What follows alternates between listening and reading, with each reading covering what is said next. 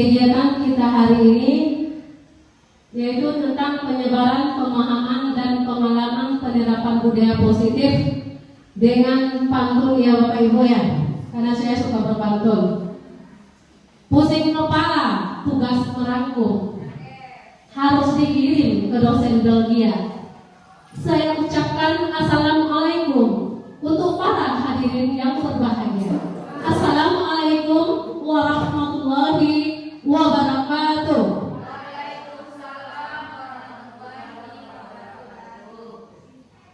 Semangat, ulang lagi lah. Assalamualaikum warahmatullahi wabarakatuh.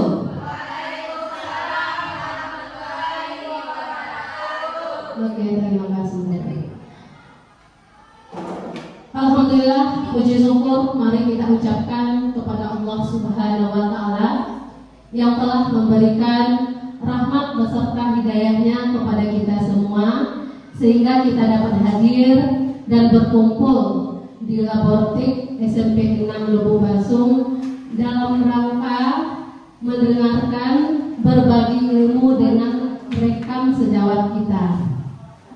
Selanjutnya, salawat dan salam tak lupa pula kita kirimkan kepada Nabi besar kita, yakni Nabi Muhammad sallallahu alaihi wasallam. Allahumma shalli ala Muhammad wa ala alihi sayyidina Muhammad, yang telah membawa kita dari zaman jahiliyah kepada zaman yang berilmu pengetahuan seperti yang kita rasakan pada saat sekarang ini. Baik, yang sama-sama kita hormati Ibu Wakil yang berada di ruangan ini, kemudian yang sama-sama kita hormati Bapak Ibu Majelis Guru yang telah hadir pada hari ini di ruangan ini. Baik, saya sebagai moderator dari rekam saya tidak akan memperpanjang kata-kata mukadimah. Mari kita buka acara kita untuk mempersilakan teman kita untuk memberi materi, yaitu tentang penyebaran pemahaman dan pengalaman penerapan budaya positif oleh rekan kita Selvi Yudika SPD, yaitu CGP Angkatan 11 Kabupaten Agam. Kepada Ibu Selvi Yudika, waktu dan tempat dipersilakan dengan segala hormat.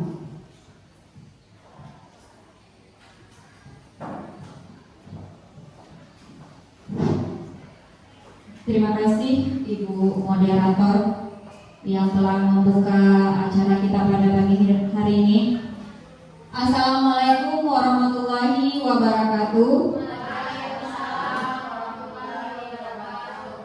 Puji syukur kehadirat Allah Subhanahu wa Ta'ala yang telah melimpahkan rahmat dan karunia-Nya kepada kita semua, sehingga pada pagi hari ini kita dapat berkumpul di sini untuk berbagi ilmu mengenai penerapan disiplin positif.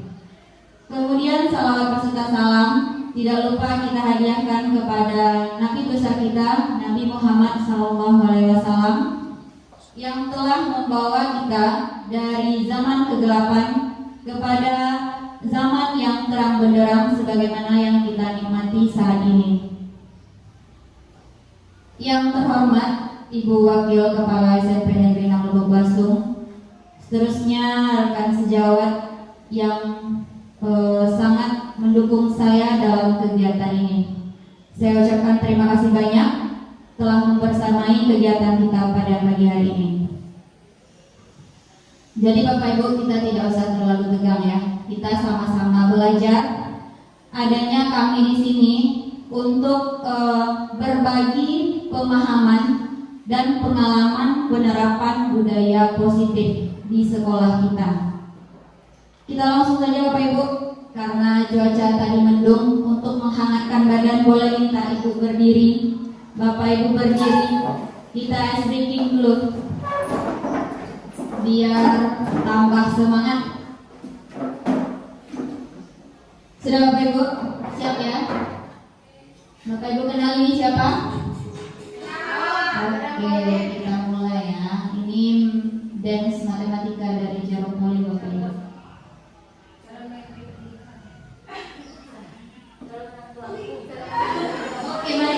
closing.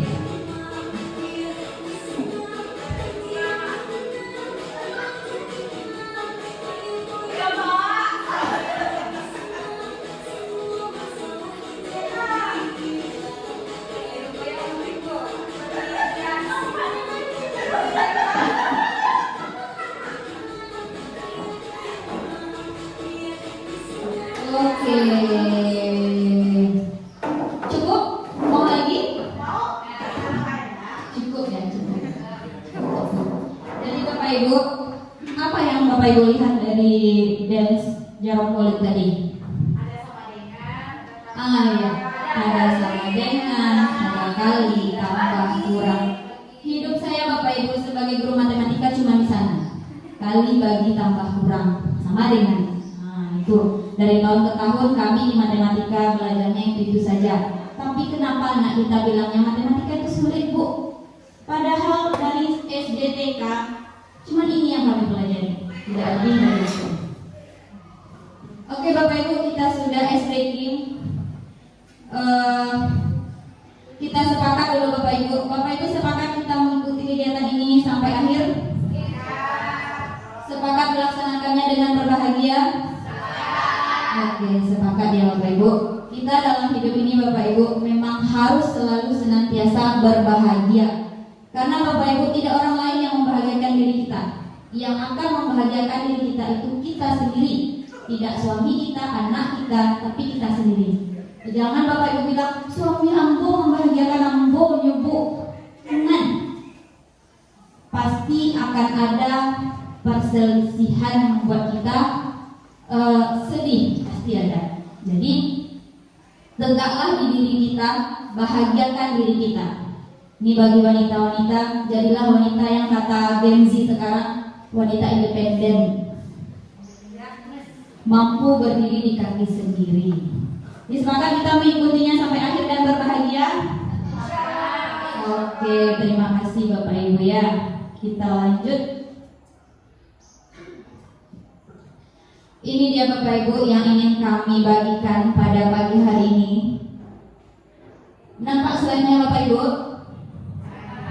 Pak ya. Jadi yang akan kami bagikan pada pagi hari ini yaitu konsep-konsep inti mengenai budaya positif. Yang pertama ada perubahan paradigma belajar, makna disiplin, teori motivasi, nilai kebajikan, keyakinan kelas, 5 posisi kontrol, segitiga restitusi, dan kebutuhan dasar manusia. Nah, kita lihat yang pertama mengenai perubahan paradigma belajar. Menurut Bapak Ibu, kita hidup ini butuh perubahan atau tidak? Ya, kita hidup ini butuh berubah Bapak Ibu. Berubah dari yang belum baik ke arah yang lebih baik. Kita butuh berubah. Nah, perubahan paradigma ini diperlukan untuk kemajuan dan pertumbuhan. Begitupun dalam pembelajaran juga dibutuhkan perubahan. Perubahan paradigma pembelajaran akan menjadi stimulus untuk pengembangan sikap kritis, kreatif, mandiri pada siswa. Juga akan menjadi ladang persemaian tumbuh kembangnya jiwa pembelajar sepanjang hayat. Kemudian, perubahan paradigma dalam pembelajaran bisa kita lakukan dengan pembelajaran berdiferensiasi, yaitu pembelajaran yang sesuai dengan kebutuhan peserta didik, sehingga dapat mewujudkan profil pelajar Pancasila.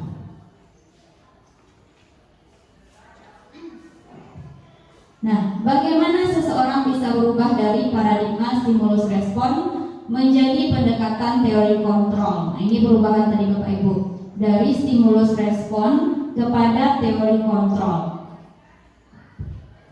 Seorang ahli mengatakan, namanya Stephen, katanya bila kita ingin membuat kemajuan perlahan, sedikit-sedikit ubahlah sikap atau perilaku kita. Namun bila kita ingin memperbaiki cara-cara kita, maka kita perlu mengubah kerangka acuan kita. Ubahlah bagaimana Anda melihat dunia, bagaimana Anda berpikir tentang manusia, Ubahlah paradigma Anda, pemahaman dan penjelasan aspek-aspek tertentu tentang realitas. Itu perbedaannya Bapak Ibu. Selama ini yang kita paradigma yang kita tanamkan, yang di sebelah kiri, stimulus respon, yang perubahannya yang teori kontrol. Nah, apa di paradigma stimulus respon? Manusia menganggap realitas kita sama, kebutuhan kita sama. Padahal nyatanya Bapak Ibu, kita manusia punya kebutuhan yang berbeda-beda. Kemudian semua orang melihat hal yang sama. Padahal kita Bapak Ibu punya pandangan yang berbeda terhadap sesuatu hal. Pandangan saya dengan pandangan orang lain tentu akan berbeda. Yang ketiga, kita mencoba mengubah orang agar berpandangan sama dengan kita. Itu di stimulus respon. Sementara di teori kontrol, kita berusaha memahami pandangan orang lain. Yang keempat, perilaku buruk biasanya dilihat kesalahan. Padahal setiap perilaku orang itu pasti ada tujuannya. Tidak semuanya salah. Kemudian, orang lain bisa mengontrol saya bisa mengontrol orang lain. Tidak. Hanya diri kita yang bisa mengontrol diri kita, dan orang lain tidak bisa mengontrol kita. Selanjutnya, pemaksaan akan ada saat rujukan gagal. Dalam teori kontrol, kolaborasi dan konsensus menciptakan pilihan-pilihan baru. Dan yang terakhir, di stimulus respon, orang ini model berpikirnya menang kalah. Ada menang, ada kalah. Sementara di teori kontrol itu tidak ada dirugikan. Model berpikirnya menang-menang. Sama. Jadi Bapak Ibu, bedanya stimulus respon dengan teori kontrol. Itu yang harus kita ubah, mindset kita tadi. Oke, kita lanjut ke materi kita yang kedua, tentang disiplin positif. Apa sih disiplin itu Bapak Ibu? Apakah disiplin itu kita harus mengikuti segala aturan? Bagaimana? Kita harus tahu makna dari disiplin itu Bapak Ibu. Makna disiplin sebenarnya adalah belajar kontrol diri untuk menjadi seseorang yang kita inginkan berdasarkan nilai-nilai yang kita hargai. Jadi disiplin bukan kita diatur-atur orang Bapak Ibu, kita harus ikut aturan orang tertentu, tidak. Tapi bagaimana kita mengontrol diri kita untuk menjadi orang yang kita inginkan berdasarkan apa yang kita yakini. Kemudian dengan menerapkan penerapan disiplin itu bisa mengajarkan peserta didik kita untuk lebih bertanggung jawab dan menumbuhkan kesadaran motivasi mereka dalam diri mereka sendiri, bukan paksaan, hukuman atau pujian dari orang lain. Itu disiplin positif itu Bapak Ibu.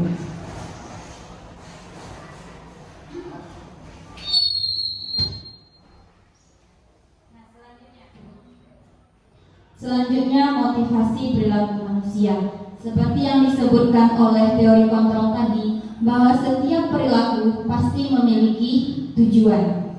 Nah, ini beberapa motivasi perilaku yang dilakukan manusia. Yang pertama, untuk menghindari ketidaknyamanan atau hukuman. Yang kedua, untuk mendapatkan penghargaan dari orang lain.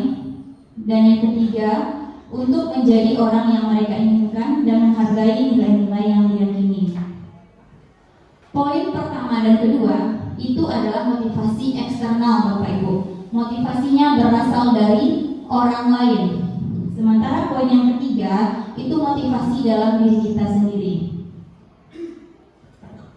Sebagai contoh nih Bapak Ibu, Bapak Ibu hadir ke sekolah, datang tepat waktu, itu kira-kira karena apa? Alasannya apa? Apakah takut dihukum kepala sekolah kalau terlambat? Atau Bapak Ibu ingin penghargaan dari kepala sekolah karena terus datang tepat waktu? Atau memang keinginan diri sendiri karena hati kita ini terpanggil? Kita guru, kita harus contohkan yang terbaik kepada anak-anak kita. Apa yang menjadi motivasi Bapak Ibu? Coba ingat-ingat lagi. Ya, motivasi itu harus kita lahirkan dari diri kita sendiri. Kenapa Bapak Ibu? Kalau kita datang tepat waktu untuk menghindari hukuman dari ibu kepala, kalau ibu kepala tidak ada, Begitupun dengan penghargaan ini Bapak Ibu. Penghargaan tidak selamanya baik Bapak Ibu. Kita diberi penghargaan, teman kita tidak, maka akan mendatangkan kecemburuan sosial.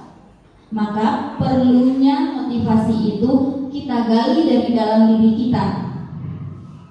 Itu yang motivasi internal tadi Bapak Ibu. Nah, sekarang saya mau minta pendapat Bapak Ibu, setuju atau tidak setuju dengan 3 pernyataan di depan. Yang pertama, hukuman dapat mendisiplinkan anak. Bapak Ibu setuju atau tidak? Kenapa tidak?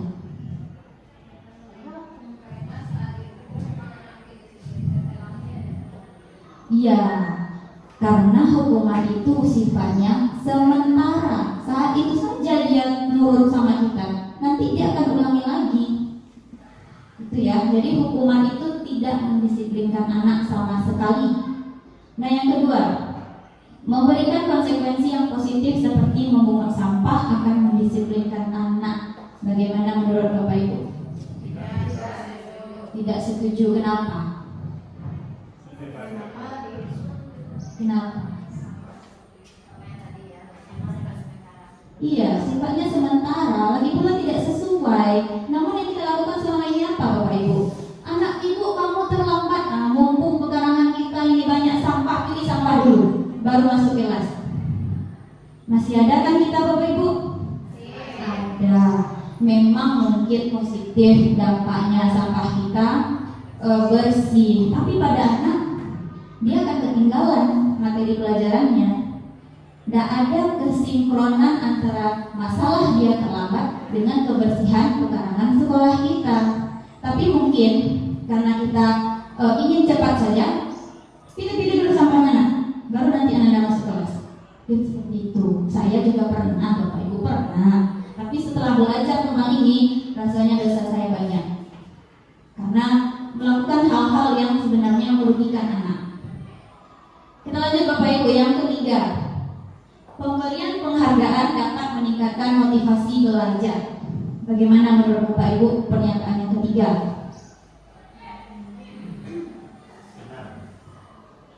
Setuju Bapak? Setuju? Setuju ya? Kakak setuju? Penghargaan itu memang dapat meningkatkan motivasi belajar Bapak Ibu. Kita saja kalau mengerjakan PMM, kalau kita diberi sertifikat cepat, kita semangat untuk mengejar aksi nyata berikutnya. Begitu kan Bapak Ibu? Ya, memang pemberian penghargaan itu meningkatkan motivasi belajar seseorang. Tapi penghargaan yang bagaimana? Penghargaan yang bagaimana? Karena tidak selamanya penghargaan itu akan berakibat baik. Boleh kita memberikan penghargaan terhadap anak asal tidak berlebihan. Penghargaan ini Bapak Ibu tidak harus berupa benda. Bisa saja dengan pujian. Wah, hebat ya anak ibu, bagus ya bisa.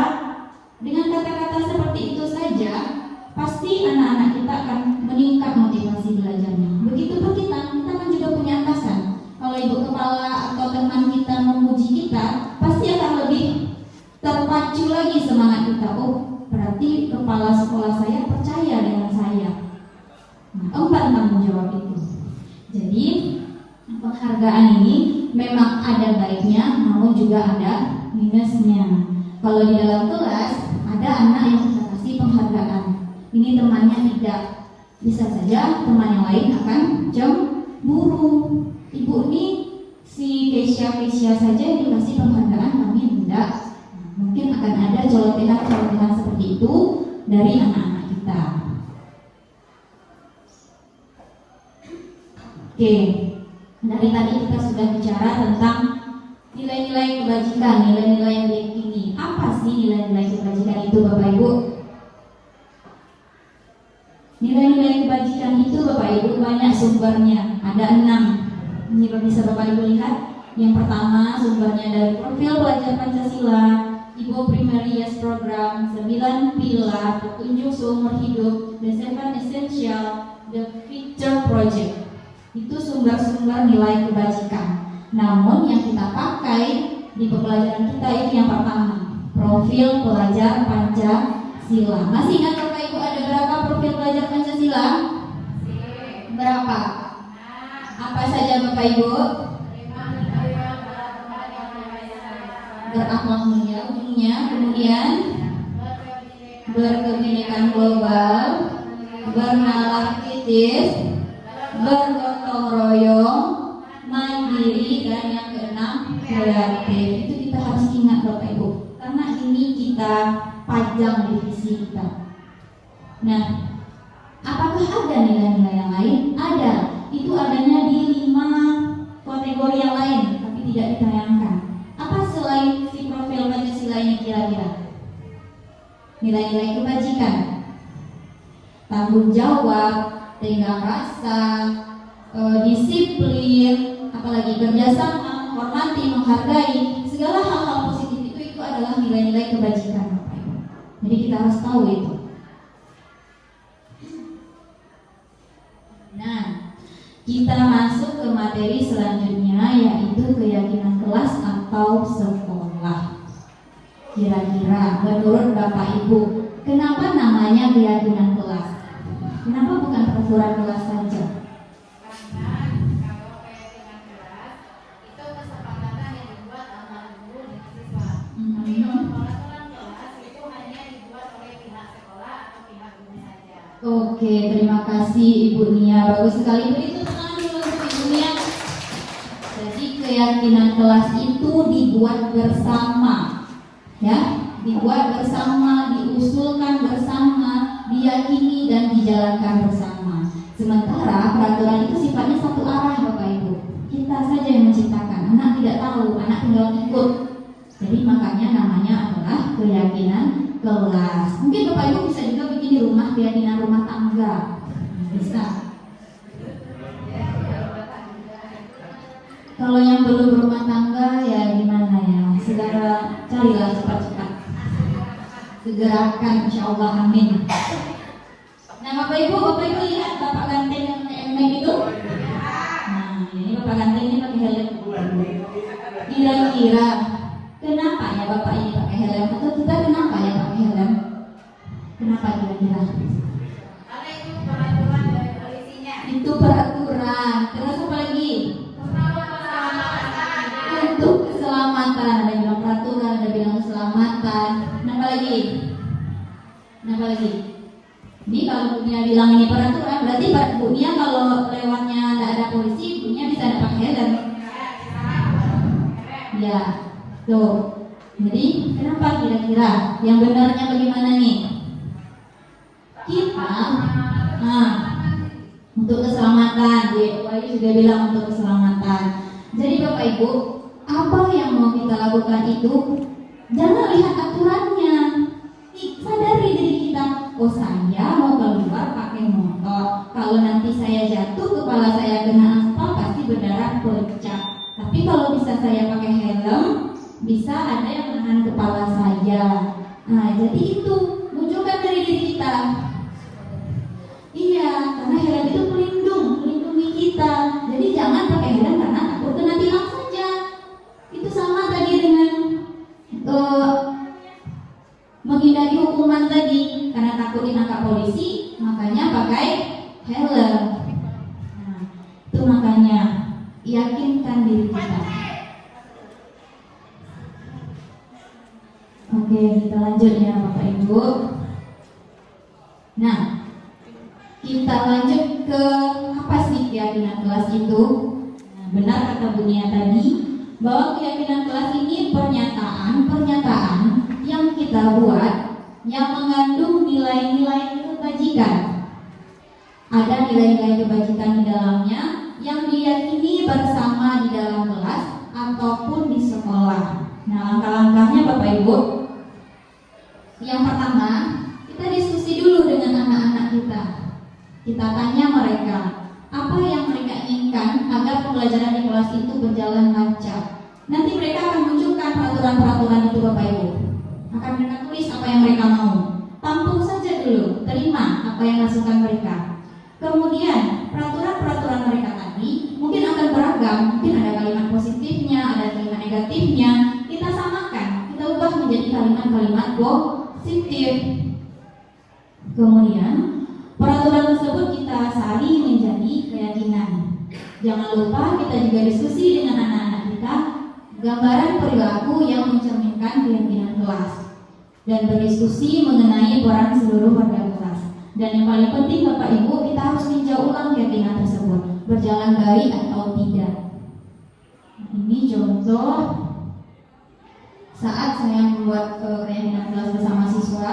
Siswa diminta mengusulkan apa keinginannya, aturan-aturan yang ingin mereka buat, kemudian ditempel di depan, dimintakan mereka membaca. Nah, ini yang mereka buat di sana Bapak Ibu. Dilarang terlambat, dilarang makan, dilarang ini, jangan begini, jangan begitu, tidak boleh ini. Itu Bapak Ibu adalah bentuk-bentuk kalimat negatif. Karena siswa kita itu tidak tahu positif negatif kalimat itu mereka biasanya. Tampung saja dulu Bapak Ibu. Dilarang itu. Karena mereka taunya yang dilarang.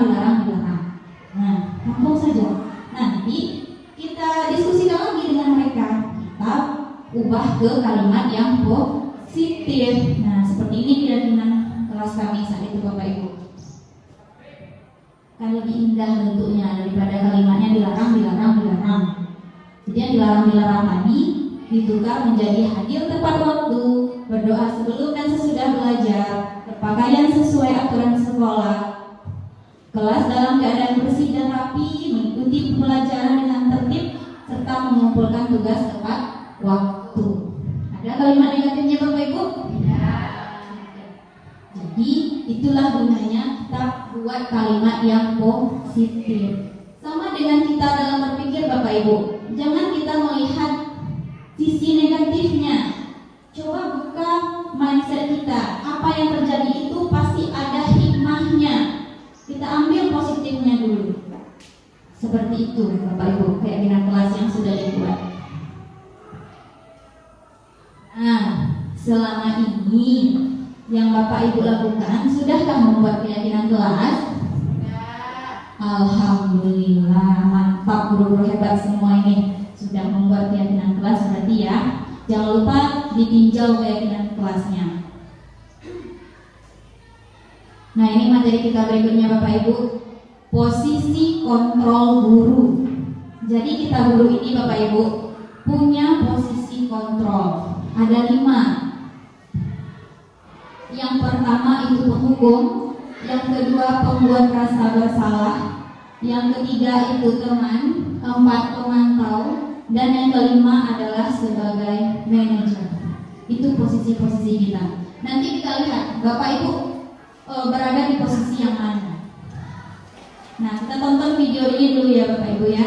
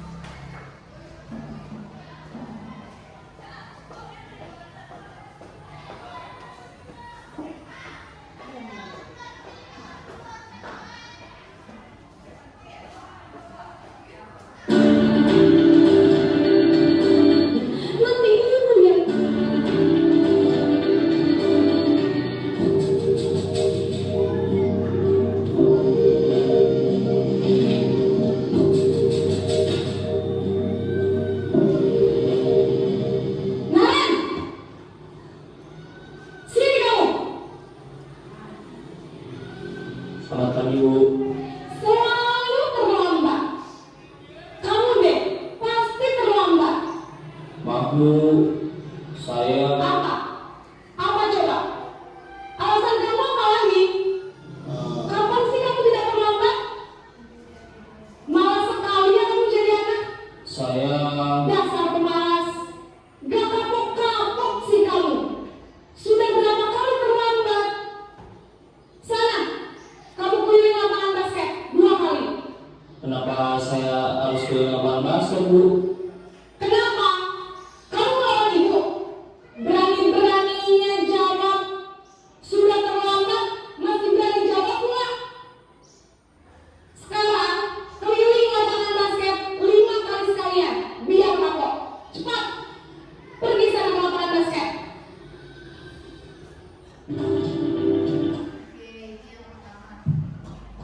Itu yang pertama Bapak Ibu.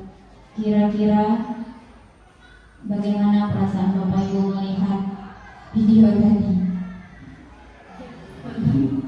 Kira-kira bagaimana? Setuju Bapak Ibu dengan yang dilakukan oleh Ibu tadi? Tidak ya Bapak Ibu. Saya saja kaget dengan suara Ibu itu. Ya, itu tadi yang posisi penghukum tadi. Apa yang dilakukan Ibu guru tadi Bapak Ibu? Apa yang beliau lakukan? Memberikan hukuman. Bagaimana cara beliau memberikan? Langsung. Suaranya bagaimana Bapak Ibu? Keras, menghardik ya Bapak Ibu. Nah, jadi kita kalau dia guru penghukum itu begini Bapak Ibu. Dia akan berbuat dengan menghardik, menunjuk-nunjuk, menyakiti dan menyindir. Akibatnya murid kita itu akan jadi pendendam, memberontak dan suka menyalahkan orang lain. Murid pun akan cenderung mengulangi kesalahan yang sama. Itu kalau kita berada di posisi penghukum. Kita coba lihat posisi kedua, pembuat rasa bersalah.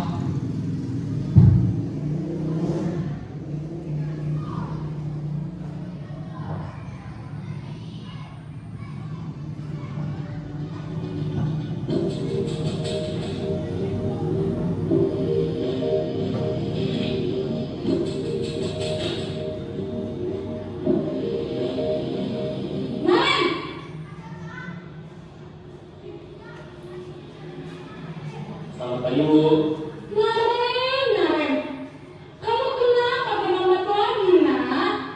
Ya Tuhan Naren, kamu senang ya bikin ibu susah ya? Kalau kamu terlambat lagi, nanti ibu yang ditegur sama kepala sekolah nak. Disangka ibu tidak bisa membina kamu. Duh, gimana ini? Maaf Bu.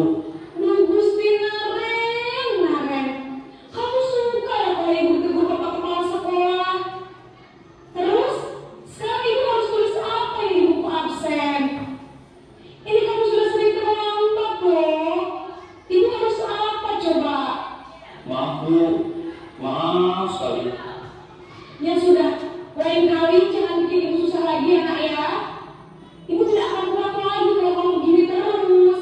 Bisa jantungan kalau ibu tegur bapak kepala sekolah. Sekarang cepat kelas. Maaf ya Bu. Maaf sekali. Bagaimana Bapak Ibu melihat ibu yang ini? Nah, pernah Bapak Ibu seperti ibu ini? Yakin tidak pernah? Pernah ya? Pernah Bapak Ibu. Dari penghukum, pembuat rasa bersalah pernah. Kita melalui fase itu Bapak Ibu. Anak ibu kok kalimat itu saja, ini jurusannya. Itu jurusannya. Akibatnya apa? Dengan kita mengucapkan kalimat-kalimat begitu, yang ada pada anak-anak kita hanya maaf bu, maaf bu, maaf bu. Dia tidak ada penyelesaian dari terlambatnya tadi. Oke, sebentar. Kembali ke slide tadi. Nah, ini dia. Guru yang berbuat dengan guru yang pembuat rasa bersalah tadi, dia akan berceramah, menunjukkan kekecewaan. Dia perlihatkan kepada anak, kecewa sekali, ibunya tersakiti, ibaratnya begitu karena anak tadi. Akibatnya murid itu akan merasa rendah diri, merasa gagal dan tidak berharga. Dia akan minta maaf terus-terusan. Seperti itu. Kalau yang pembuat rasa bersalah. Nah, ini kita lanjut ke yang ketiga Bapak Ibu. Ini lebih seru lagi nih.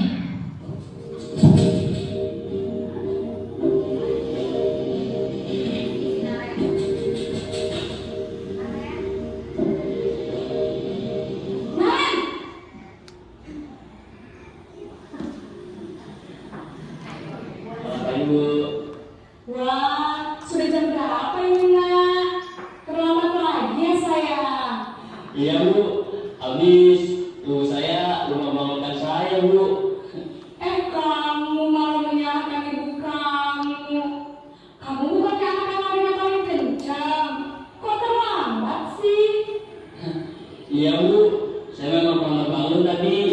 Jadi biarpun saya lari kencang, tetap nggak kekejar Bu. Ya sudah sana, nanti lain kali larinya lebih kenceng lagi ya, biar gak terlambat lagi. Bikin senang ibu, demi ibu, bisa kan? Bisa lah Bu. Ya sudah sana masuk kelas, ibu beresin urusan absen kamu. Kamu ini ada-ada saja. Bagaimana dengan posisi teman tadi Bapak Ibu? Bagaimana? Kalau posisi teman, demi ibu ya, tolong ibu ya, terus memarahi anaknya dengan senyum-senyum. Itu posisi teman itu Bapak Ibu. Nah, coba kita lihat akibatnya apa dari itu.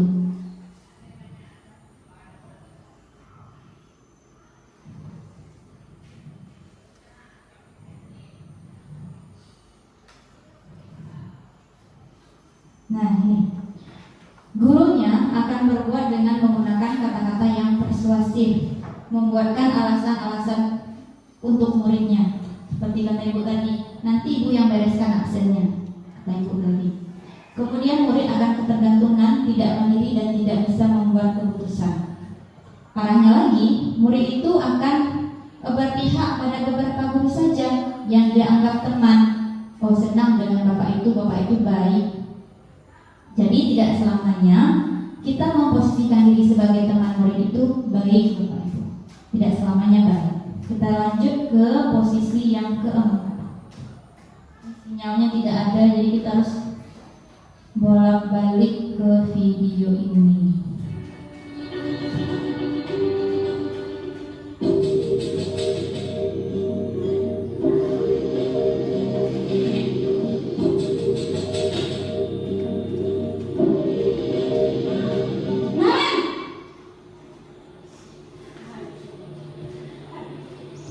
Selamat pagi Bu. Nah Ren, apa peraturan sekolah kita tentang jam berapa kita harus masuk sekolah nak? Kita harus di sekolah jam 7 Bu. Iya betul, sekarang sudah jam 7.20. Naren sudah tahu konsekuensinya jika terlambat hadir. Paham Bu, saya harus tinggal kelas pas jam istirahat selama 20 menit. Iya benar, konsekuensinya demikian. Jadi nanti jam 9.30 pas istirahat, kamu harus tinggal di kelas, kerjakan tugas tambahan untuk ketertinggalan kamu, ya? Baik Bu. Oke, itu dia pemantau. Pernah Bapak Ibu seperti ini? Jam berapa ini anak ibu? Apa konsekuensinya kalau terlambat? Nah, bagaimana sih posisi pemantau Bapak Ibu? Apa tadi yang dilakukan ibu tersebut?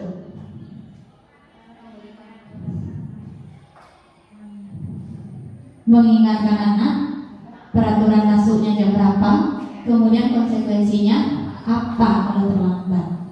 Coba kita cek guru pemantau ini Bapak Ibu. Dia berbuat itu mengukur, menghitung-hitung. Guru pemantau ini ada peraturan, ini konsekuensi. Ada peraturan, ini konsekuensi. Guru pemantau itu seperti itu. Ingat lagi peraturan kita apa, ingat lagi konsekuensinya apa. Itu posisi pemantau. Ya, akibatnya apa? Nah, akibatnya ini tadi, anak hanya akan menurut saat diperhatikan. Karena kalau tidak ada guru, dia tidak akan nurut lagi. Kalau nampak sama ibunya, oh dia patuh. Kalau tidak nampak, dia melanggar lagi. Itu akibat dari posisi kita guru sebagai pemantau. Kita lanjutkan ke sini. Posisi terakhir. Ya, sebagai manajer. Masih Naren ya Bapak Ibu yang terlambat.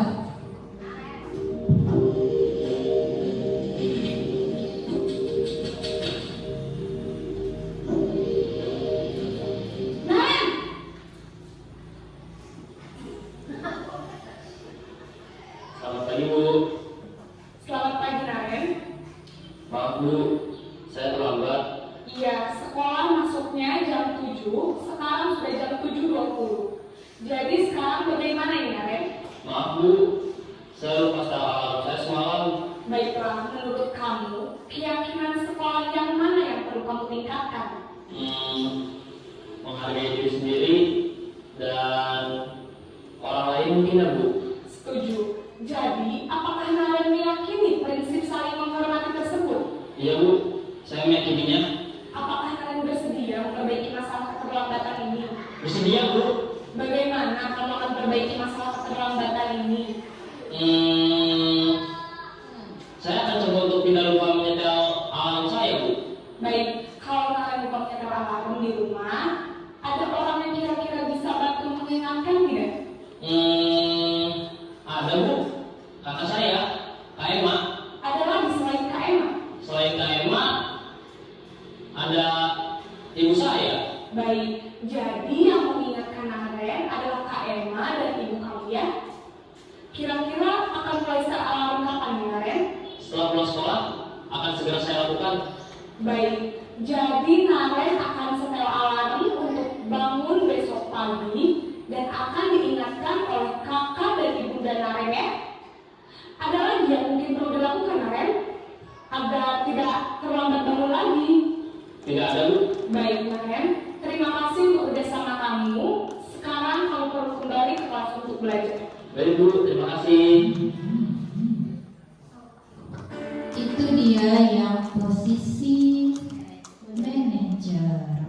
Nah, menurut Bapak Ibu berapa kali si Naren tadi terlambat? 5 kali ya, 5 kali dia dipanggil terus sama ibunya karena dia terlambat. Nah, bagaimana Bapak Ibu setelah melihat praktik posisi manajer tadi? Melegakan ya, tidak jantungan kita kan? Nah, apa yang Bapak Ibu lihat dari praktik yang dilakukan Ibu Guru tadi? Ibunya yang mencarikan solusi atau anaknya yang mengusulkan solusi? Anaknya, namun dengan bantuan gurunya. Posisi guru sebagai manajer, kita munculkan pertanyaan-pertanyaan yang merangsang anak tersebut untuk mengusulkan. Itu posisi kita sebagai manajer. Setelah kita tanya, anak itu menjawab, kita tekankan lagi. Seperti tadi, si Naren bilang, yang akan membantu saya ibu dan kakak. Kita yakinkan lagi, oh jadi yang bantu kamu ibu dan kakak kamu ya. Oh jadi begitu ya. Apa yang dia bilang kita ulang lagi untuk menekankannya dan meyakinkan bahwa persepsi kita dan dia sama. Itu dia posisi manajer tadi. Nah, posisi manajer itu mengacu pada yang namanya segitiga restitusi. Bapak Ibu sudah pernah dengar segitiga restitusi? Sudah? Sudah belum? Segitiga Bapak Ibu tahu bentuknya seperti apa? Ya, segitiga itu bangun datar yang punya 3 sisi. Oh, jadi belajar matematika gitu ya. Jadi Bapak Ibu, segitiga restitusinya nanti kita bahas. Di posisi manajer ini, guru memberikan pertanyaan-pertanyaan dalam menuntun murid untuk mempertanggungjawabkan kesalahannya dan mencari solusinya sendiri, sehingga murid pun dapat menjadi manajer bagi dirinya agar mencapai identitas yang positif dan berhasil pada diri murid. Dari kelima posisi kontrol tadi, mana posisi kontrol terbaik Bapak Ibu? Manajer. Sepakat kita untuk memakai posisi manajer ini lagi? Sepakat ya, kita biasakan Bapak Ibu. Kalau yang penghukum dan pembuat merasa bersalah tadi, itu akan menjadikan identitas gagal pada diri anak. Kalau yang teman, pemantau, itu dia akan menghasilkan identitas yang positif, tapi bergantung pada orang lain, tidak mandiri. Nah yang terakhir, kalau posisi kontrol manajer, dia akan menghasilkan anak yang positif dengan kontrol dirinya sendiri. Itu Bapak Ibu. Namun terkadang bila diperlukan dalam kondisi mendesak, kita bisa kembali ke posisi kontrol teman atau pemantau. Namun yang idealnya posisi manajer ini Bapak Ibu. Jadi semoga kita sama-sama bisa menerapkan ini ya Bapak Ibu ya. Nah, selama ini Bapak Ibu sudah adanya di posisi kontrol mana? Atau sudah coba semua? Sudah coba semua? Kalau pengalaman saya Bapak Ibu dulu waktu pertama mengajar, mungkin karena masih baru ya, masih labil, anak itu langsung dihukum saja Bapak Ibu. Sini, kamu begini. Lambat laun saya sadar penghukum itu tidak baik. Saya malah jadi pembuat rasa bersalah Bapak Ibu. Saya mencoba tidak keras-keras, lemah lembut, tapi ya seperti Ibu tadi, rupanya itu masih salah juga Bapak Ibu. Kita tidak boleh membuat anak merasa bersalah. Kemudian saya coba posisi sebagai teman Bapak Ibu. Malah kita yang dibawa lalu sama anak itu kalau di posisi teman. Nah, mengkeknya Bapak Ibu kalau kita jadi teman. Kemudian sudah saya coba juga sebagai pemantau. Ya pemantau tadi kerjanya emang hitung-hitung aja. Nah ini peraturannya, ini konsekuensinya. Anak yang akan takut sebentar saja karena ada peraturan konsekuensi. Nah untuk manajer ini saya baru belajar juga ya Bapak Ibu. Saya juga belum terlalu melaksanakannya, tapi kita sama-sama belajar. Kalau kita sama-sama kuat mendidik anak kita, memposisikan diri kita sebagai manajer, insya Allah sekolah kita akan maju Bapak Ibu. Anak-anak didik kita insya Allah akan berkarakter sesuai profil pelajar Pancasila sebagaimana yang tertulis pada visi kita. Kalau kita mau maju berkolaborasi bersama. Sepakat Bapak Ibu? Sepakat. Jadi kita coba tinggalkan posisi yang 4 tadi ya, terutama yang penghukum dan pembuat rasa bersalah. Semoga kita bisa ya Bapak Ibu. Nah ini dia segitiga restitusi tadi Bapak Ibu. Tidak jelas, blur dia. Ya disampaikan saja lah Bapak Ibu ya. Segitiga restitusi itu ada 3 tahapan. Yang pertama menstabilkan identitas. Yang kedua memvalidasi tindakan yang salah. Yang ketiga menanyakan keyakinan. Nah dalam menstabilkan identitas itu Bapak Ibu, mungkin seperti ini bisa jelas sekali ya. Enggak juga. Oh sinyal.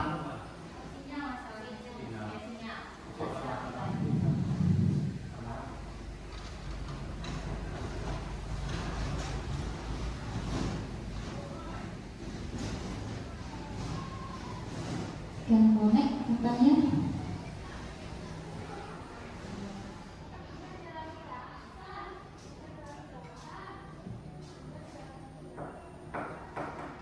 Waduh, tidak bisa dibuka.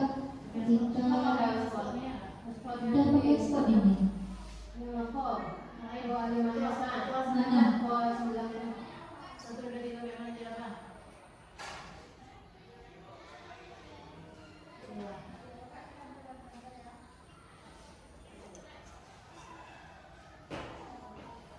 Bisa ya, alhamdulillah. Sekarang kalau karena kita terbiasa sinyal Bapak Ibu, kalau sinyal tidak ada, rasanya dunia berhenti. Iya, ini kita berhenti nih. Gimana kita tadi? Ya. Ini saja masih berputar-putar dia.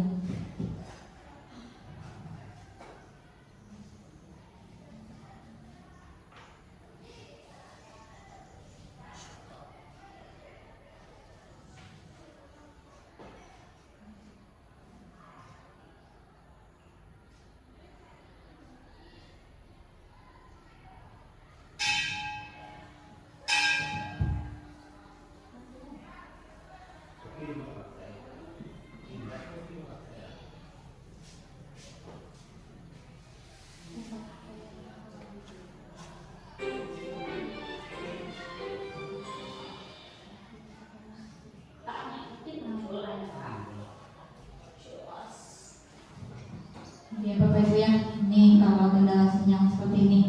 Jadi segitiga restitusi itu ada 3 tahapan. Yang pertama menstabilkan identitas, yang kedua validasi kebutuhan atau tindakan yang salah, yang ketiga dengan menanyakan keyakinan.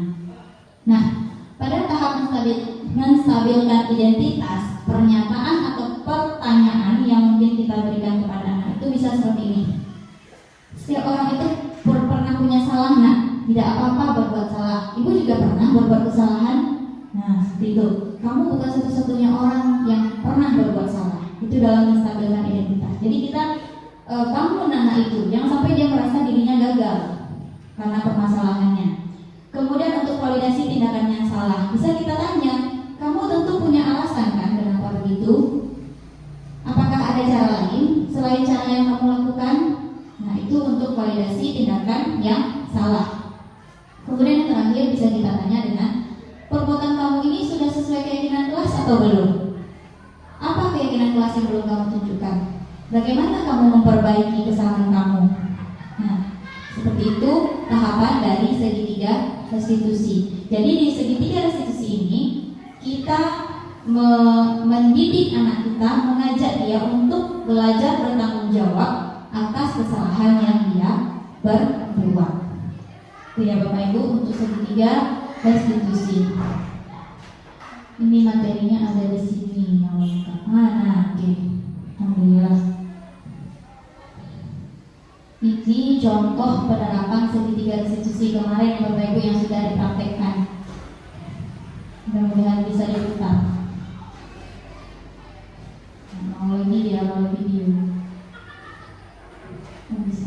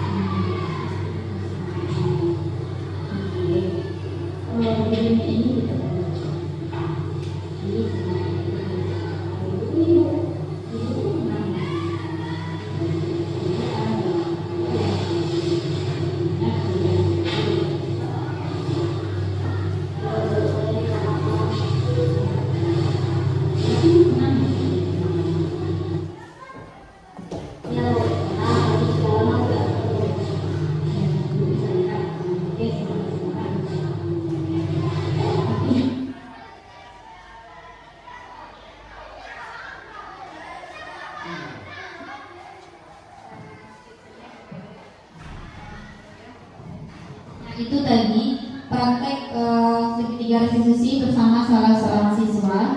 Siswa tersebut dia bolos. Dia datang ke pekarangan sekolah memakai seragam namun tidak mengikuti pembelajaran.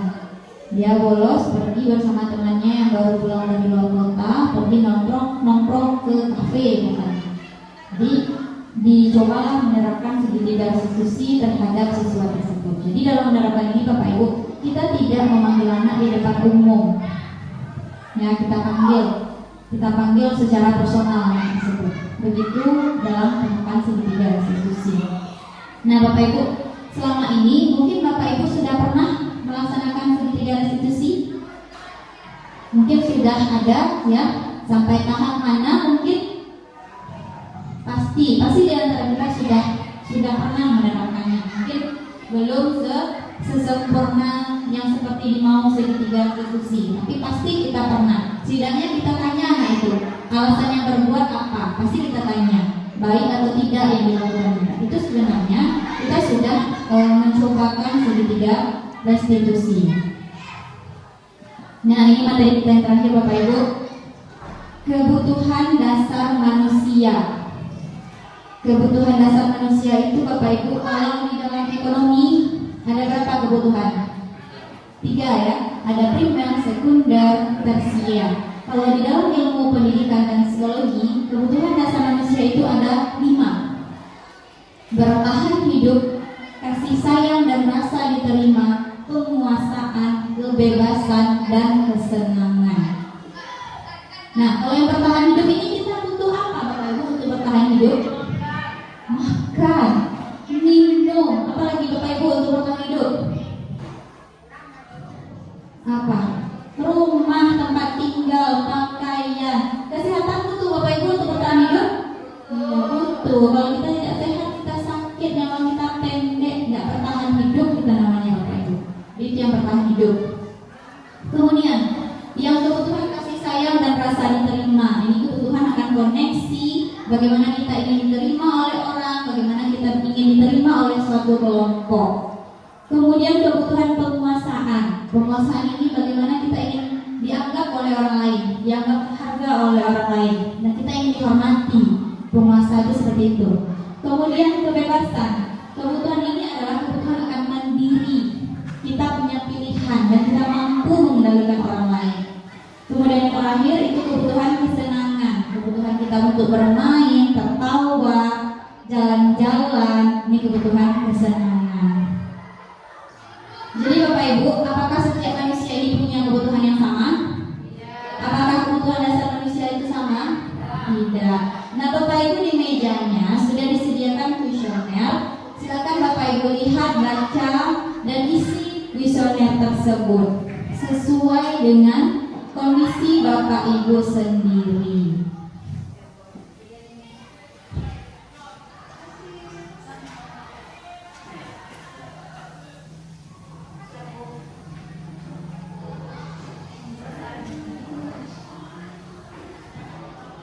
Oke, sudah Bapak Ibu dibaca, dilihat, tulis?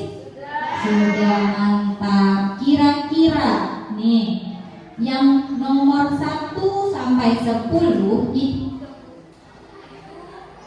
itu kebutuhan apa yang 1 sampai 10? Apakah kesenangan? Lihat dulu yang 1 sampai 10. Kasih sayang dan rasa diterima. Nih, saya suka ngobrol lewat telepon dan lain-lain. Nah, kita lanjut. Kalau 1 rasa diterima dan kasih sayang. Kalau yang 11 sampai 20 apa ini? Apa ini 1 sampai 20?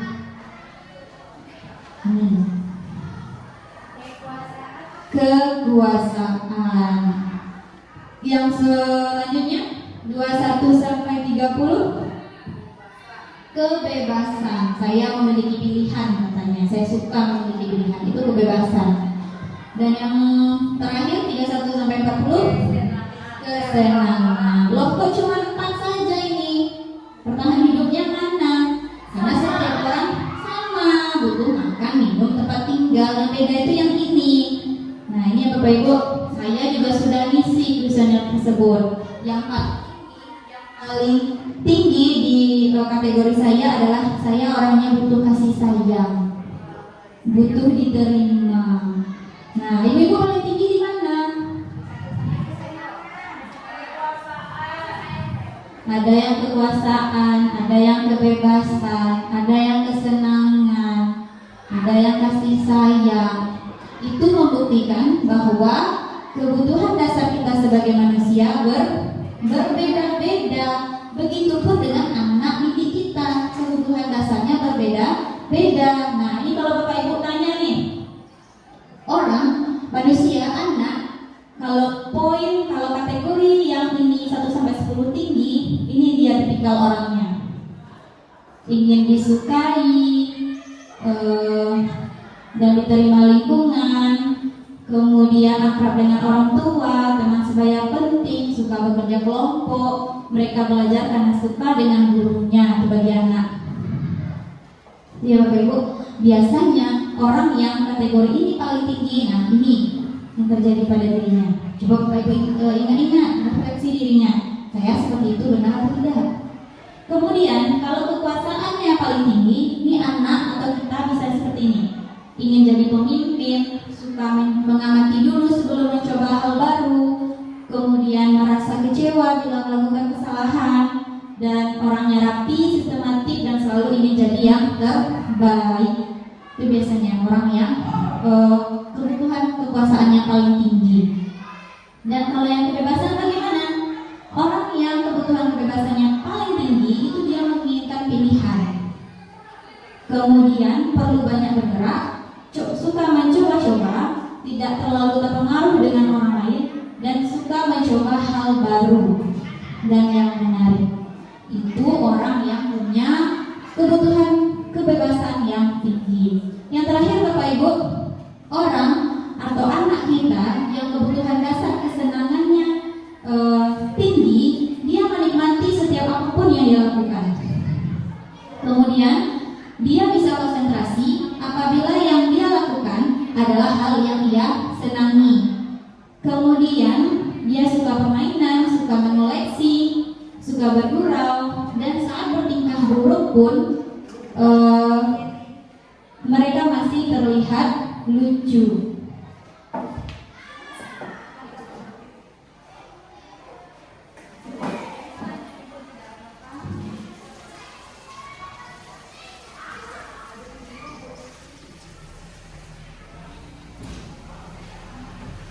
Oke, nah Bapak Ibu tadi yang kebutuhan dasar kasih sayang ini yang paling tinggi siapa? Oke, teman kita ya. Kemudian yang kekuasaan yang paling tinggi siapa? Yang kebebasan yang paling tinggi mana? Yang kesenangan yang paling tinggi mana? Rupanya yang mana? Imbang. Ini dia. Ini bisa kita lihat. Jadi bagaimana diri kita bisa kita lihat dari visioner tadi. Ya, bukan berarti kita kurang kasih sayang loh, Ibu. Kita butuh yang lebih. Nah, itu dia. Nah, ini tadi Bapak Ibu kita sudah sampai hampir di penghujung. Jadi kalau kita buatkan di mind map-nya, materi-materi kita tadi itu berhubungan. Di sini seseorang dipengaruhi oleh motivasi seseorang melakukan sesuatu. Bisa dari hukuman, penghargaan, menghargai diri sendiri. Nah, yang hukuman tadi dipengaruhi oleh posisi kita sebagai penghukum dan pembuat rasa bersalah. Yang posisi penghargaan, yang teori penghargaan itu dipengaruhi oleh posisi guru sebagai teman atau pemantau. Sementara itu untuk menghargai diri sendiri itu dipengaruhi oleh kita guru sebagai manajer. Nah, untuk menghargai diri kita sendiri kita butuh nilai-nilai kebajikan yang kita yakini di dalam keyakinan kelas. Nah, si posisi manajer untuk segitiga restitusi tadi Bapak Ibu hanya guru dengan posisi manajer yang bisa. Penghukum tidak akan bisa memakai segitiga restitusi, hanya posisi manajer. Sehingga kalau kita telah menerapkan ini dengan baik, insya Allah kebutuhan dasar anak kita akan terpenuhi. Nah, ini refleksi sedikit Bapak Ibu, karena apa ya? Singkat saja Bapak Ibu, mungkin perwakilan 3 orang untuk menjawab masing-masing pertanyaan ini. Perwakilan saja. Silakan, siapa yang mau menjawab pertanyaan pertama?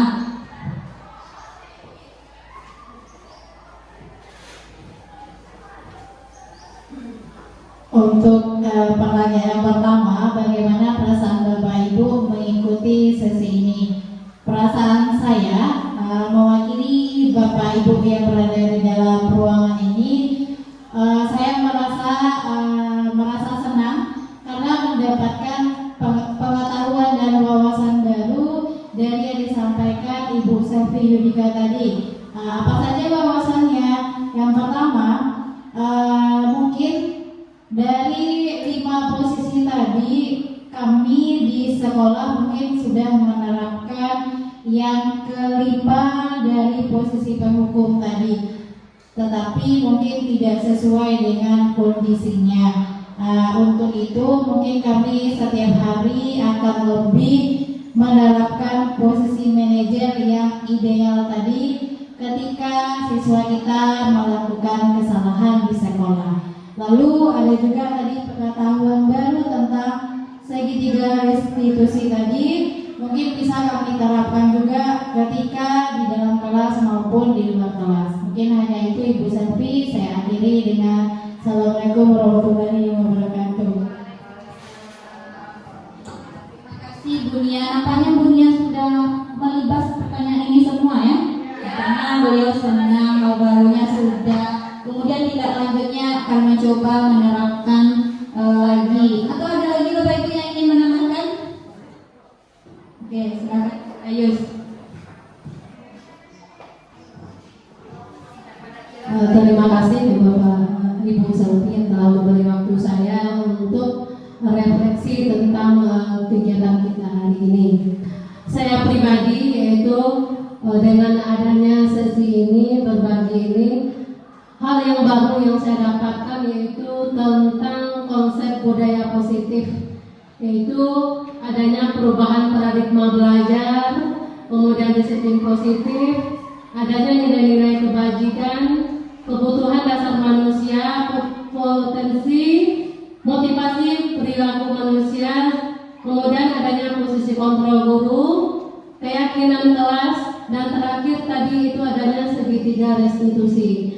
Semoga kami bisa mendapatkan ilmunya dan menerapkannya di dalam kehidupan sehari-hari kepada anak dan juga kami sejawat. Terima kasih Bu Selvi. Terima kasih Bu Ayus dan Bu Nia yang sudah mewakili memberikan refleksi untuk kegiatan kita. Jadi refleksi itu pentingnya Bapak Ibu untuk melihat apa yang sudah baik, apa yang perlu ditingkatkan. Dalam pembelajaran kita juga bisa tanya pada anak, bagaimana perasaannya belajar, apa yang dia pelajari. Agak 1-2 orang anak saja, tapi kita ganti-ganti setiap pertemuannya. Itu bisa kita lakukan. Nah Bapak Ibu, untuk menutup sesi kita ada satu video lagi. Ini penghujung nih, satu video lagi yang boleh disaksikan bersama. Ini apa? Hitungan matematika. Betul. Tapi hitungannya salah semua Mas Ferry. Nggak salah kok, ini benar. Gimana bisa benar? Jelas-jelas ini salah. Tunggu dulu. Daripada kamu langsung berasumsi bahwa saya salah, lebih baik kamu bertanya. Oke, ini maksudnya apa ya? Kok bisa kayak gini Mas Ferry? Oke, lihat ya. 28 tambah 32 sama dengan 1. Maksudnya 28 menit tambah 32 menit jadinya kan 1 jam. 3 tambah 4? 3 hari tambah 4 hari jadinya 1 minggu. Terus yang 5 plus 7? 5 bulan tambah 7 bulan jadinya 1 tahun. Jadi gak ada yang salah dong. Jadi artinya ketika kamu dihadapkan dengan sesuatu yang tidak sesuai dengan logika cara berpikirmu, maka daripada langsung berasumsi bahwa orang itu salah, lebih baik bertanya, dengarkan penjelasannya dan cobalah untuk mengerti konteksnya. Siapa tahu aja penjelasannya membuat wawasan kamu terbuka dan pengetahuan kamu bertambah. Oke? Ya Bapak Ibu, pesan dari Miss Mary, kita harus lihat dari sudut pandang yang berbeda. Jangan langsung menjudge orang itu salah, karena kita tidak tahu konteks orang itu seperti apa. Itu pentingnya tadi kita berpikir positif, selalu berbahagia dan tetap semangat. Bapak Ibu guru hebat, terima kasih banyak sudah membersamai kegiatan hari ini. Saya kembalikan kepada moderator.